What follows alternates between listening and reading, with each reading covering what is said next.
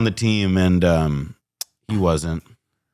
Yeah, I mean, who the fuck wants that guy at their party? Like, I assume like an AIPAC settler party at the AIPAC conference is going to be not the best looking people, regardless. But like, Rabbi Shmuley is just so fucking gross inside and out. I don't know. He's just like, he's not. I don't. Well, I don't understand. I mean, he's also it. like, he's he's a bit of a flim flam man. Like, he has a charity. It's, and they like, I remember looking at their 990s some years ago, and it's like the thing they do is they pay him a salary and he hosts a dinner, and his job is to be like a pundit surrogate style guy for Israel in the media or whatever. At least that's how he sees it now. If your job is if your job is to just like propagandize at the behest of the apartheid state, and you're just so repulsive. Like, the things you're saying are so repulsive. Well, but you got to remember, dog, he was a reality TV show star. You know that, right? Wait, what was the reality? Shalom in the Home. Is that Google? what? But look this up. Come on, dog. That's why anybody pays attention to him, is because he branded himself America's rabbi. Because he was the first person to leverage being a rabbi into being on the most important American cultural export, reality television. The fuck is Shalom in the Home, bro? Reality TV 2 seasons. Shalom in the Home is a belief that our homes is peaceful. Wait, what the fuck? Is an American reality television series that aired on TLC. First of all, if you have only 2 seasons on TLC, you're ass. Okay? Because like TLC will have the Learning Channel, by the way. They'll run anything for like at least 7 seasons. Yeah. How did you get canceled after 2 seasons on the TLC, man? On the Learning Channel? That's crazy. Okay, we have to watch this, bro. This is on the docket now. The show debuted on April 10th, 2006. A second and final season of Shalom in the Home began on March 7th, 2007. The weekly 1-hour primetime program sought to help families overcome difficult problems. Boteach provided advice to dysfunctional families about relationships, marriage, and parenting, and try to bring them peace. Shalom in Hebrew. Yeah, he used to be like woke, right? I wouldn't go that far. He's always been kind of a mover and a shaker. Like when he was I thought he was like the woke rabbi. I mean, he may be positioned like that a little bit. Someone already found it. That's crazy. That's crazy that you found it instantly. like what were you waiting? You were like, that's my favorite. Is that doesn't look The Chosen? No, this is The Chosen season 1, episode 3. I don't know what the fuck this is. No, that's not. This is not right, though. This link is incorrect. And it's not even working. Yeah, a highlight reel. He uploaded his own highlight reel? Season 2 highlights. I was supposed to show you brain rot, and you're the one who's showing me brain rot. Asno is a resident NBA man that if I'm allowed to be excited for Dame to come back to Portland when we have IDF soldiers in Deni Avdia on the team, or am I complicit? # Free Palestine. The Blazers are not the only franchise with that issue going, is how I'd put it. And I'm excited for Dame to go back to Portland. Obviously, he's not going to be really playing this year at all, but it's a great feel-good story. And the Blazers are an exciting young team. I have an announcement. Now that, and this pains me to say, now that LeBron James is basically going to retire, and it's imminent, right? I'm in the search of a new GOAT. You're looking for a new GOAT? And it's not, and you don't just simply look for a new GOAT. The GOAT finds you. And it's official. Wemby, I think. I can't deny that. He's got such serious, the aura. I can't believe I'm saying this because he's French. Okay?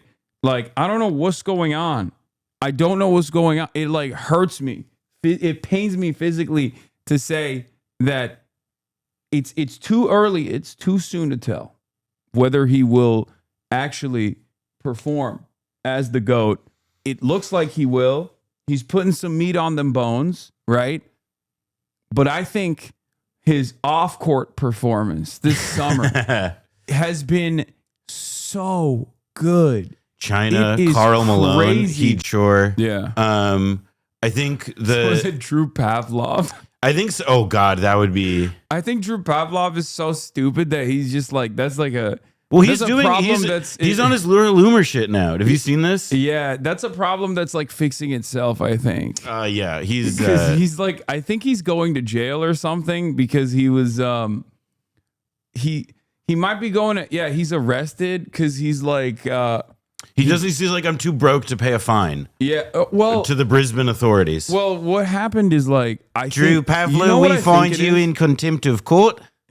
He's the first guy to get arrested and like prosecuted for being annoying, I think. Because like the shit that he advocates for is the things that the Australian government already agree on. It's like being pro-Israel, being extremely and viciously anti-China. And like crazily censorious against anybody who's pro-Palestine. No, it's like, nuts. Like how are your vibes so fucked that the very same administration that is under every other circumstance like supposed to be on board with what you're doing literally still prosecuting you? I think it's as simple as like if you're really about that clout game like too much and like you let it show and you let your naked desire to be like he just wants to be the most successful. He wants to be a really big success and all these other things, and instead it's just like you can smell the desperation through the computer screen thousands of miles away. Yeah, he protested on private ground, didn't leave after told to, fined $1,000, tried to get it away on other courts, and in the end it accumulated to $23,000 that he doesn't want to pay, so he's going to jail by his own will. All right, see, this is skill issue shit because it's like he's now like if you like imagine being like a crazy pro-Israel NATO guy. And like doing this like bullshit self-sacrifice thing, and you can't even find a rich guy to bail you out. Yeah, well, like somebody who pulls in that kind of money in a half hour. Sorry, it's just like such a fucking L if you're like going to jail for being too pro-Israel in any of these like Western aligned nations. You literally are. Your vibes are so fucked. You are just such a goddamn loser that even the governments that are very much on board with whatever the fuck you're advocating for are just going, we're going to throw you in jail because you're just so annoying. Well, and he's also like, in addition to being annoying and like sweaty clout hound who like will not stop inserting himself into people's mentions for lack of a better thing to do with his time in life. There is also like the fact that he doesn't actually have anything interesting or original to say, and that when people like do rebut on even like a semi-substance level, like not even like that comprehensively, like they like push back against his stuff, he bugs out, he goes nuts, and will immediately just start calling you names. He's just very dumb and very annoying, and I think he's like. I mean, he's basically like, what's his face? Rabbi Shmuley in the sense that like his very appearance and like the things that he says are so stupid and so insane that like it actually invokes a negative response from allies where they're like, dude, maybe it's better if you don't say. But this goes back to that this goes back to the level of vibes though. I have a really funny, I mean, I have a few different Rabbi Shmuley stories, but my favorite Rabbi Shmuley, like the funniest Rabbi Shmuley story was that like, because he used to dine out so much on his like old friendship with Cory Booker, he would like write op-eds for like the Times of Israel or whatever. And a guy, Dylan Williams, he's like a you know lefty-ish like policy guy in DC. We used to work for J Street, now works for somewhere else. But he like took the first word of one of Shmuley's columns. And like the first word in each paragraph or sentence, it was just I, me, Cory, Holocaust, I, me, like whatever. Yeah. And then the other was like 8 years ago, I covered an AIPAC conference, and they had the main AIPAC conference at like the Washington Convention Center, the big place, you know, et cetera. And then across the street, there's the synagogue, 6th Street and I, and at the 6th and I synagogue in the basement is where they had all the settlers. Like it's where, and the right wingers who in 2017 were considered like too out there to be given like real main stage FaceTime at the AIPAC conference.